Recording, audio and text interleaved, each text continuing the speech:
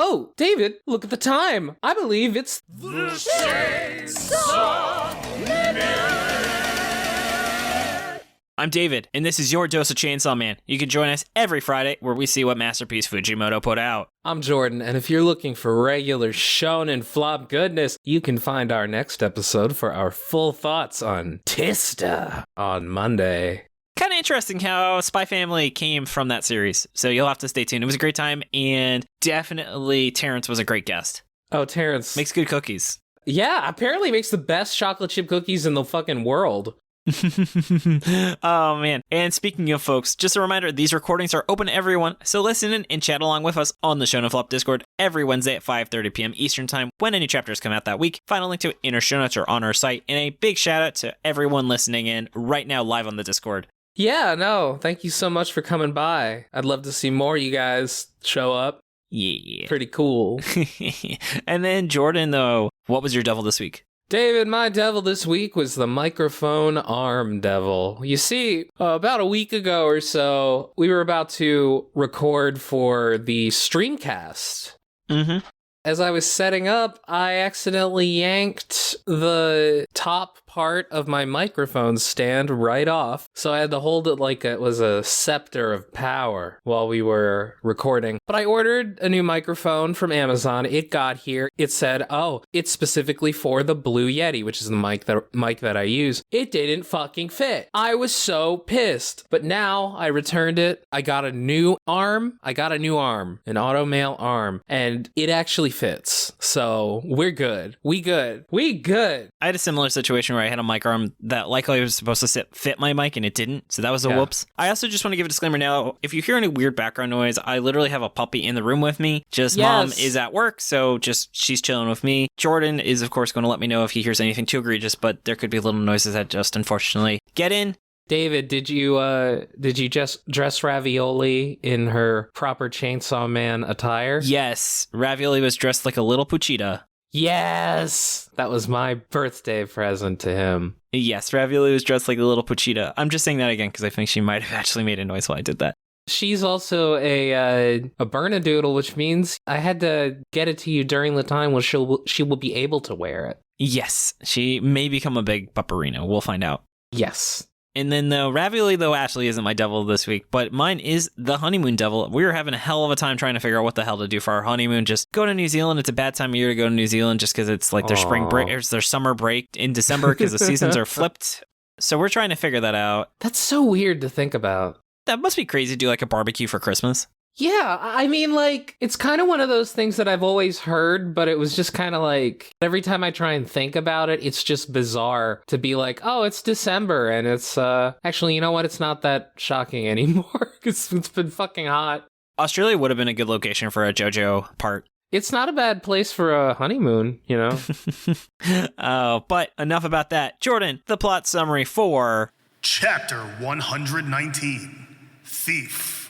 And I want to give a big thank you to Tre for sending us that audio shout out. It's good to have you back. Yeah. So Aza is on a date with Denji at his home. So Denji explained the 3 unbreakable rules, which Nayuta has set at his place. Rule 1, don't open anybody else's door. Rule 2, don't open the fridge. And rule 3, don't make out with Denji in front of Nayuta. Aza thinks that the first 2 are obvious, but is offended by the third one, going full tsundere and saying she'd never kiss him because she fucking hates him. Baka. Yeah, Baka. It's not like I like you or anything. And he keeps hanging around her. You know what? He's gonna wind up dead. Popcorn David. Denji falls into a depression, wondering if it's because he stinks. Maybe he stinks because he sleeps covered in dogs. And maybe other people think dogs stink. Impossible. Dogs always smell great. Especially wet dogs. Yeah, when Denji turns to ask Aza, Yoru is already in his face, making out with him. Just then, a billion fucking dogs burst into the room. This is Jordan's goal. Yes. Back from their walkies, and oh man, I'm sure they were a bunch of good boys and girls. Oh, yes. They are being led by Nayuta. She points a finger at Yoru, calls her a thief, and shoots a chain through her forehead. She points the finger at her and is like, you a simp? Yeah, so Jordan, though, why was this week's chapter a 10 out of 10? I really love the little part where Denji's like, a long time ago, somebody said I smelled like a wet dog, and I thought it was a compliment. Was it not? That's our typical Dennis. Oh, Dennis. Oh, Dennis. Yeah, wet dog smell terrible. It was one of the I think it was like one of the deodorant options in Monsters, Inc. It was. That's what I always think of. Like Billy Crystal going, you got wet dog? Yeah, there you go. That's my Billy Crystal voice. Monsters at Work, by the way, very good show. Was that the Monsters, Inc. show? I was actually surprised that they are fully in that show. It's not like a hide bite. There are like entire episodes that are about the two of them in the Monsters, Inc. show. Is it Billy Crystal and John Goodman? Yeah, no, they got them back, yeah. Really? Yeah, they're 100% back. Oh, shit. It's not like the best show for me, but I really enjoyed it.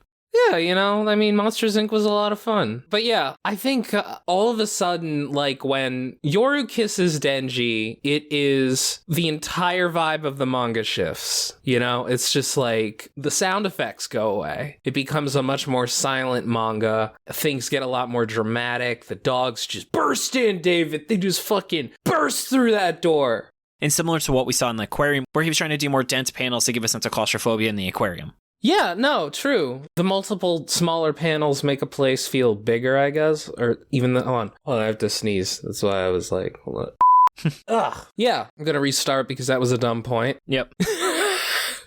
Yeah, no, the wider, I think mostly horizontal panels makes it feel more, this is a shitty term, but cinematic. I think Chainsaw Man is my most cinematic manga. Will you elaborate? And then Fujimoto just starts levitating. Yes. He probably could do that for real now. He could probably fly. That video was taken years ago. He's probably improved. Yeah, that's true.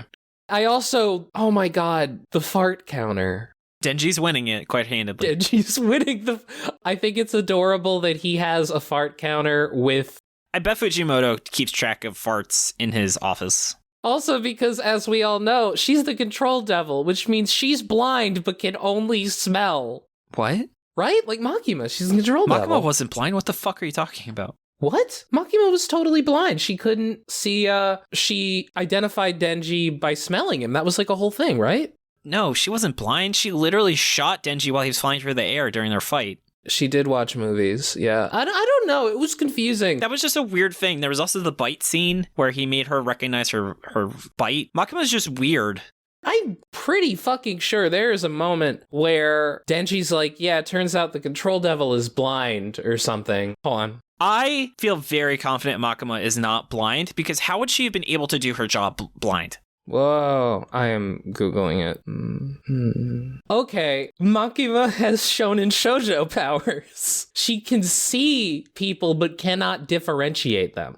I think that was supposed to be metaphorical. No, I think it's literal. Really? If you go back and watch Chainsaw Man or read it, there are a bunch of times where Makima talks about, like, smell first, Like, I think it's literal. I think that she sees that people are there, but is unable to differentiate them. The Chainsaw Man wiki backs me up, by the way. So if the series was set, like, in 2010, she'd be fucked if she had to do a video call? Yeah, maybe that's why it takes place in 97.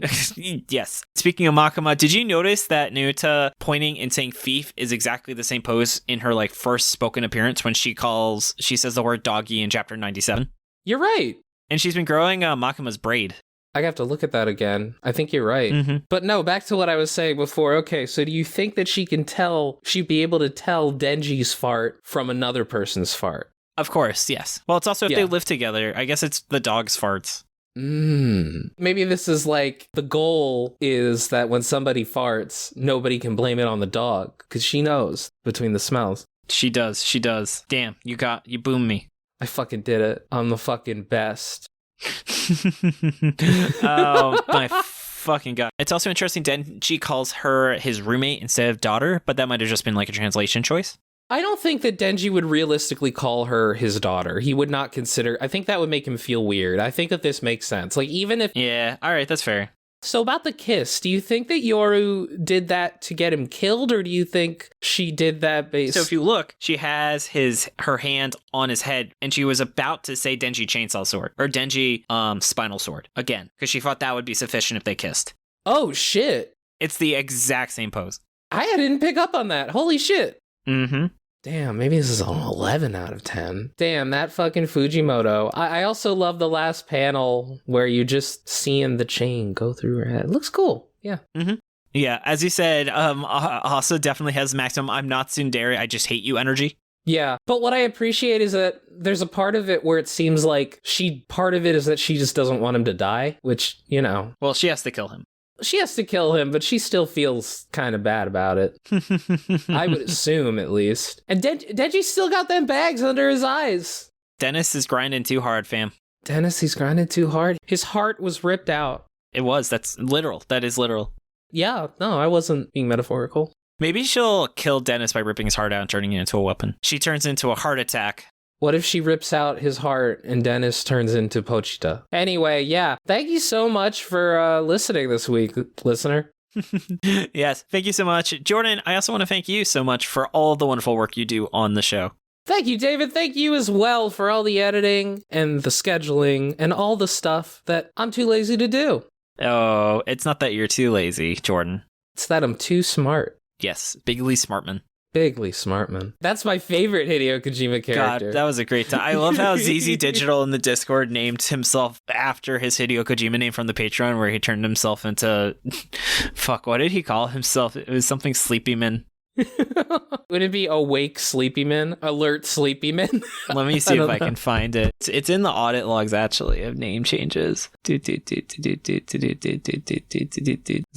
updated their name and changed it from ZZ Digital to Sleep Goodman, the evil AI. Yes, that makes sense. All right, but that is all the time we have for today. You can find us on Twitter at Shonen Flopcast, in our website, shonenflop.com. We're also on Spotify, iTunes, YouTube, or wherever else you get your podcasts. Props to Shannon for the awesome cover art. Find her online at illuminyatea. And as a reminder, you can join us recording every Wednesday when there is a new chapter out at 5:30 p.m. Eastern Time. Find a link to it in the show notes or on our site. And stay tuned for Monday as we give our full thoughts on Tista featuring the wonderful Terrence.